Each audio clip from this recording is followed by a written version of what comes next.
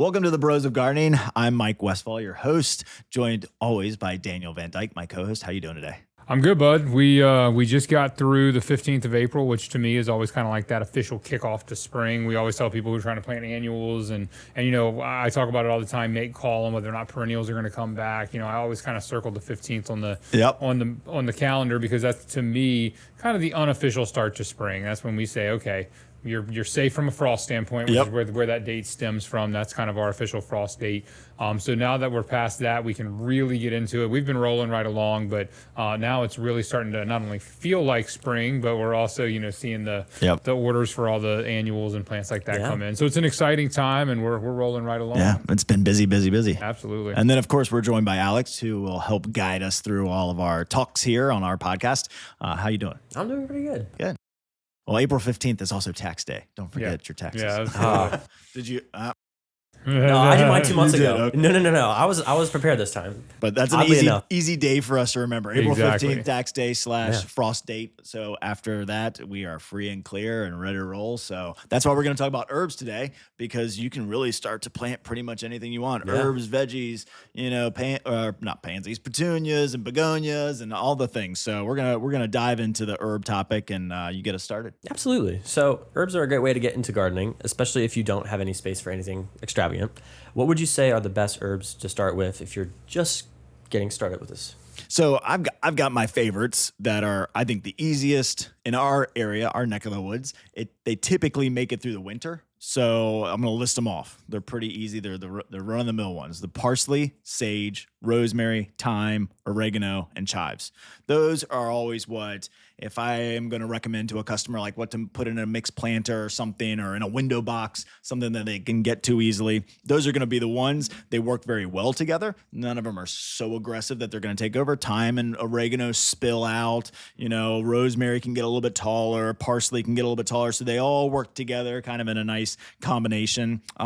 They are, like I said, semi-evergreen. So most of them are going to make it through the winter or go dormant and come back depending on how our winters go. They're also mostly used. So those are the ones that are very commonly used. I mean, it's easy to throw chives in, you know, on top of a soup or into a salad. And then, you know, parsley, you know, you can put parsley on pretty much everything. Right. Rosemary is very common when you're cooking out. Thyme is, you know, great with fish and different things. And then oregano, you think of pizza. So they're some of the best herbs that I think people use and are very easy to grow and are rewarding because they keep on coming back. Yeah, so I think for me, I mean, Mike pretty much nailed it as far as which ones are the easiest to grow and the most common. One that I'll talk about a little bit more later on, rosemary is one to me that we use a lot. You know, we use them not only in for herbs and in gardening for that, edible gardening, but we'll also use them in bedding plants, and we'll actually use them as landscape aesthetics, which, like I said, we'll touch on that a little bit later on. But so oregano for me is the one that I've used. That's a personal favorite of mine that I've used and that I've recommended to customers. Super easy to grow. I didn't know what I was doing when I planted it, and I had good success with it. Another one in the right circumstance that I'll throw out as a little bit of a wild card is mint. Yep. So mint is really easy to grow, a pretty versatile herb, but it does spread, and it can be an aggressive spreader. So as far as ease of growing, pretty easy, but you do just want to be conscientious, and that's where if you do have a container or a raised garden or an area that's pretty well contained, mint can be a good one too. You might not want to throw mint down all around in the rest of your existing landscape, or if you put it in like a vegetable garden area where you want to plant a lot of different things, you might not want to do that. You can try to take precautions like planting them in the pot and then putting the pot in the ground, but they're going to find their way out of there. So I just be careful with it. But mint is a pretty easy one to grow that I've had a lot of success with too. Kind of those first time gardeners. But, you know, like Mike said, rosemary, parsley, thyme, those are all popular for a reason. You know, they're not only popular to use, but they are easy to grow in our area. And one that we've had a lot of success with. Yeah. Yeah, I mean, and mint is a great one. Just think about the containment. And whenever I talk about vegetable gardening or edible gardening, and I mean, landscape, it's hugely important. But just a little bit of planning goes a long way. You know, just kind of thinking about what am I going to grow? Because what am I going to use? What do I use to cook with? Where am I cooking? How close do I need this to be in proximity? Right. Those types of things. So just a little bit of planning goes a long way when it comes to anything, but especially this, just take a minute and say, hey, what do I use typically out of these, dried herbs that are sitting, in my herb cabinet or above my stove, and hey, these are some that I think I might be interested in growing, and then talk to your local experts, go to your local garden center and talk to them and say, what's the best thing that I can grow in this area? These are the list of things that I'd like to try, and we'll point you in the right direction. Well, I think Alex, something else you said is also comes down to space, and if you're not 100%. trying to do some big extravagant bed, that's one of my favorite things about herbs and veggies is a great container garden. So a lot of times what we do is we come in and we're installing like a hardscape patio, and a lot of times that's right off the back of the house. It could be off the kitchen, whatever the case may be. And then these people want to have these edible gardens, vegetable gardens, herbs, whatever the case. And so we'll do these container plants or these raised gardens, the 4x4s that are up on the, and so there's a lot of different versions of it. They're getting more creative every day. You see new products coming out. But it is a great thing to grow in containers, and honestly, it's one of the plants that actually you could argue prefers container as opposed to being in the ground. And so I would say that's another really cool part about herb gardening is you can really embrace the annual aspect of it if you are thinking in that regard. And in that way you can be a little bit more adventurous and find some small containers, larger containers, whatever the case may be, and then just kind of play with it a little bit. Nice. Well, so Mike, if you say what would give the best results for growing herbs, planting directly into the ground or going into a container if you don't have space? Yeah, I mean, if you don't have the space, definitely growing in a container is the best option. It might be the only option, but it's a great option. And if you've got ground space, I'd still probably push you to kind of grow in some containers. I always like to insert myself into where a lot of these herbs are growing. And so I think of Italy, Italy with the rolling hills and terracotta pot. That's where the best terracotta comes from. So terracotta is inexpensive. It naturally is a very good draining pot because it's porous. So it's got a lot of holes in it, which allows moisture to wick out of it quickly if you are a heavy water. But it allows the herbs to use the water they need, and it repels the rest of the water, which is what you think of in Italy. You think of these big hills and it gets rain. I mean, everything's green in Italy. It just tends to run off, and it's very, arid, and so it's got that kind of climate. And we're not Italy by any means. I'll talk about that a little bit when we get into like basil, cilantro, maybe even lavender. But growing in containers is versatile. And that's what I think is the most important thing, is that you can move things around, especially if you're just getting into this. So if you're just starting herb gardening and you're just going to try it, grow in some terracotta pots. They're inexpensive. Get a good potting soil. Always invest in your soil. Oh, yeah. You're going to need a little bit of more plant food because the nutrients are going to run through the container and run out of the drainage holes. But you can move things around, which I think is hugely important when you're starting with any new project, but certainly herbs and vegetables, because herbs can sometimes do some weird things. So I'll get into the basil and cilantro. Basil and cilantro are probably the most commonly used herbs. That's what most people buy. They are annuals, so they're not going to make it through the winter. But they really love this temperature range between 50 and 80 degrees. So in our neck of the woods, it doesn't last. It's about 2 weeks. So we don't always get that. So growing in containers allows you to be able to move them. So as it starts to warm up, you might be able to move them to a little bit of shade. You might have decided to grow these in an area that is hard to get water to. Yeah. So maybe you need to move them a little bit closer. Or maybe you want to move the herbs up onto a patio when you're having company over or whatever it might be. It just gives you lots of ability to maneuver and change things. And then, of course, you get to control the soil. So you've got that good draining soil. Just watch your plant food, make sure to feed them. And then you got to water them. So there are some downfalls. You're going to have to water them a little bit more than you would if you planted in the ground. If you've got ground space, I say go for it. I'd probably start just putting them in the landscape, putting them somewhere. Rosemary is a great option. Thyme is a great ground cover. Oregano is a great ground cover. You can throw some of these into some inconspicuous spaces around the landscape and grow them right in the ground. Or you can go full bore and do raised beds, or go and start doing row planting if you're really ready to roll. But I say start in containers. I think it's the easiest option and gives you the most flexibility. Well, I think what we've noticed too when we've gone out and we've prepped and planted these big, maybe maybe larger spaces more incorporated into the landscape is, for the first couple of years, you get pretty good yields. The soil is still well drained. We prep it, we turn it over. But if you don't get out there and turn that soil over and kind of aerate that soil a little bit, it can get compacted. Yep. And like Mike was saying, these herbs, they like that well drained soil, which inherently happen in containers. Like that's on some hand, that's the downfall to containers. You have to water them more, but in this scenario, it's actually kind of working with you as long as you can keep up with the watering. So that's my biggest thing is you can be more versatile with it. Whenever we're planning out patios, Mike, I love what Mike said about being able to move them because it's not permanent. And so if you are, you might not be planning on having a party tomorrow, but in 2 years, you might want to have a party on your back patio. Yep. And if you can slide all these containers out of the way or even pull them off the patio temporarily, set up your tables, whatever, and then you can put them back. So I love the versatility of container gardening, especially when it comes to things like herbs. And again, I'm willing to embrace. I'm a lazy gardener. Like I don't want to have to walk any further. So if I can pull these containers right up by the back door and just reach out the back door and clip a couple leaves or whatever the case may be for whatever I'm cooking that night, I'm just going to be that much more inclined to use it and really enjoy it. Right. Out of sight, out of mind can be part of a problem with herbs because you do want to kind of keep up with them. And like Mike taught me, if you don't use it, you're going to lose it. So that's why I say make it as easy on you as possible. And container gardening, I think, kind of embraces that aspect of it. For sure. Yep. All right. Well, Daniel, now if someone wanted to strictly plant herbs for aesthetic purposes, what would you say would be the best choice for visual impact? So this is where I get into rosemary. So rosemary is one where obviously I knew it was an herb when I started at the garden center just because it was in the herb section. Right. So, but when we started doing landscape design and stuff, rosemary was one that we would actually use a lot in the landscape as more of an actual like aesthetic feature.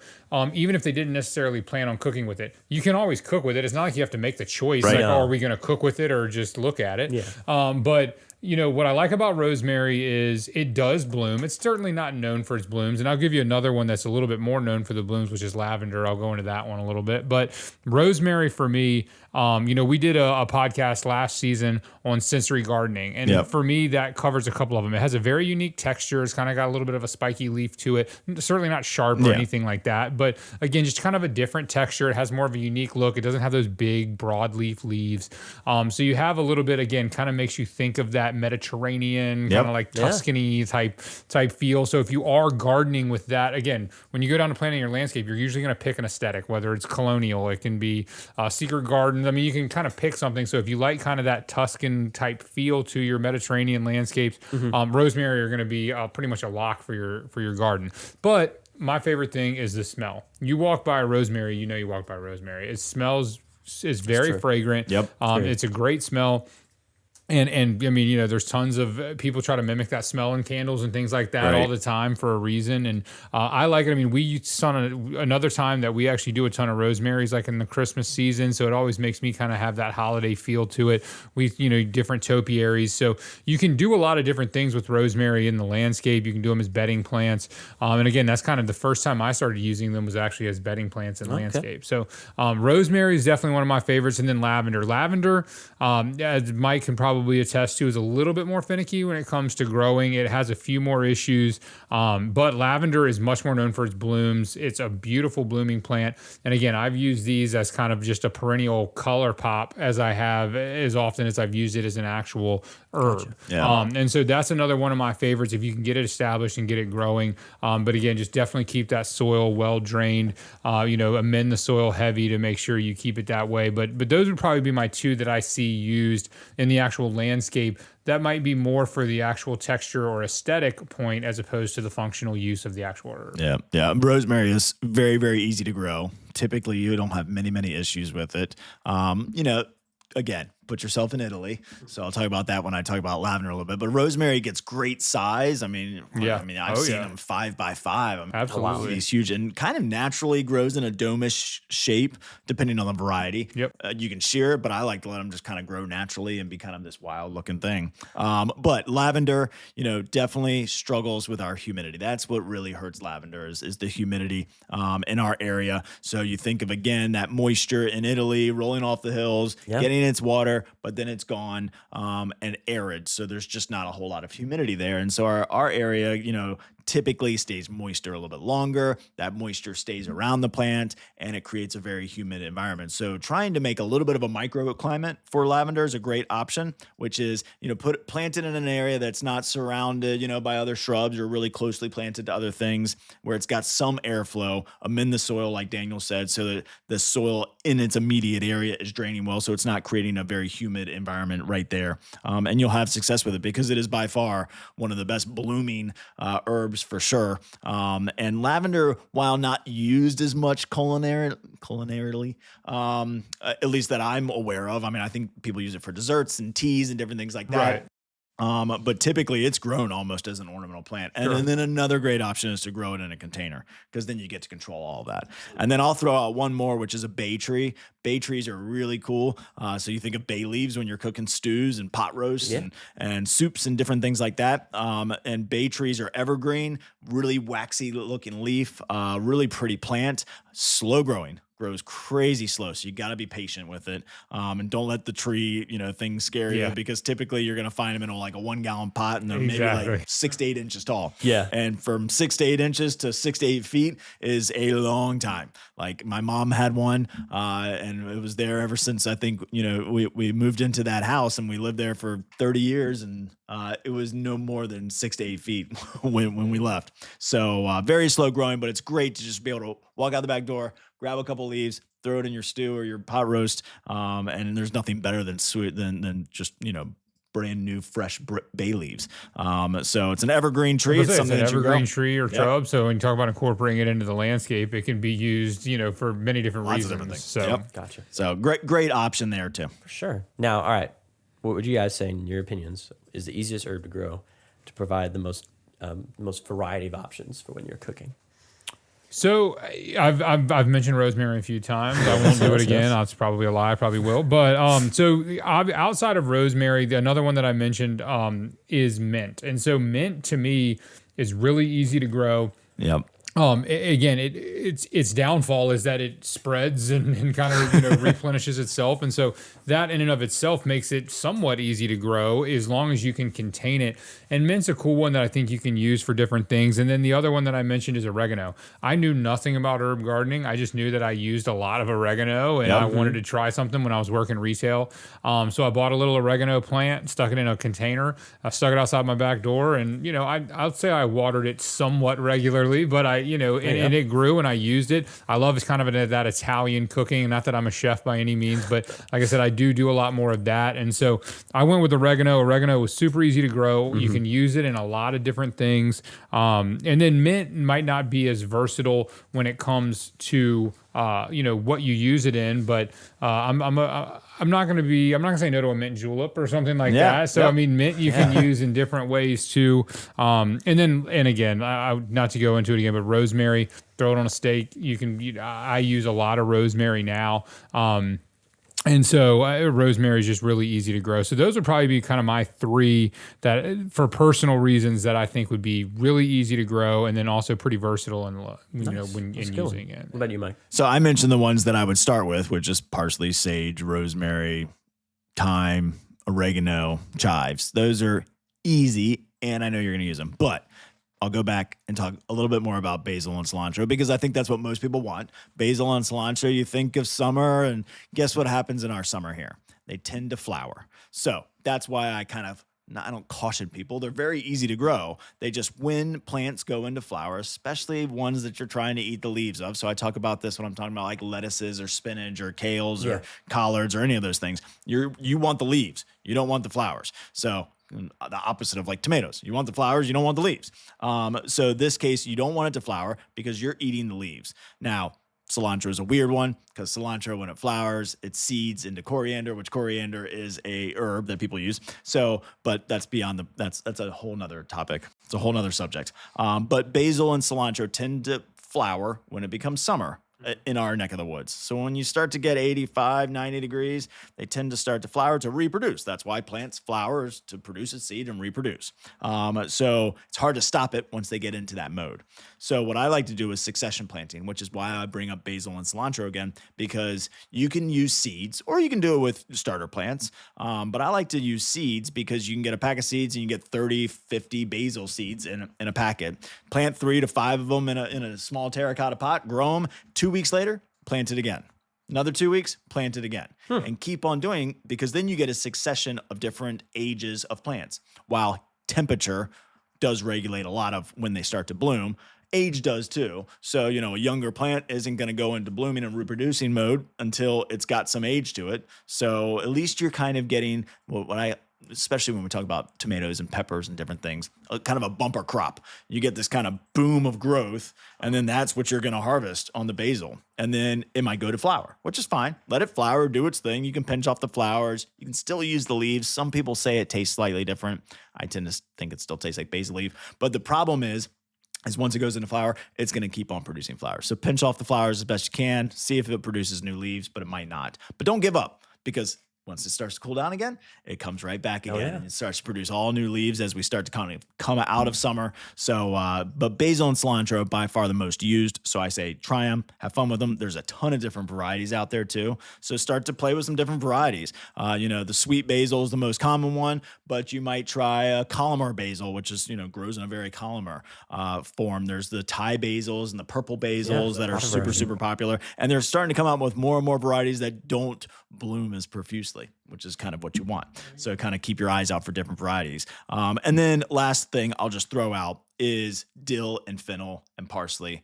If you're trying to grow something that not only you get to enjoy, then parsley, fennel, and dill, specifically probably more on the dill side, it supports the local caterpillars. So you got swallowtails in our area that will lay their eggs. So you think of monarchs. Of course, monarchs are the most popular one, and rightfully so. But we've got native butterflies that the caterpillars love parsley and dill and fennel. And so they'll lay their eggs on there and they'll eat it up. Don't worry. Like Daniel said, that's my kind of phrase, use it or lose it. So when it comes to herbs, you got to use them. And if you're not going to use them, let the caterpillars use them. Yep. They'll grow, they'll form their chrysalids, they'll turn into butterflies, and you supported, a local pollinator.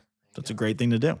All right. Anything else, guys? Well, so one thing that actually Mike turned me on to one time was, I mentioned mint, and I forgot to mention this, is you can actually use mint as a ground cover in the landscape. I mean, embrace the fact that it spreads. I mean, a lot of times that's what we like about plants, is that it spreads, whether it's a, ground cover jasmine or something like that. Well, mint can do the same thing. And if you think about ground covers and then you walk through kind of a patch of that ground cover, getting that smell and kind of that fragrance and that aroma from mint can be a really cool thing to do. And so Mike was actually one of the ones that turned me onto that, and that was really cool to see and actually enjoy like a patch of mint, and again kind of embrace the fact that, because ground covers have functional uses and mint can do the same exact thing, just like another ground cover. So. Cover some space, you don't have to mulch as much, and walk through it every once in a while and you'll release that aroma. It's amazing. And the last thing I always say is embrace that, my favorite thing about herbs and veggies is even if you go with starter plants, it is fairly inexpensive, comparatively speaking.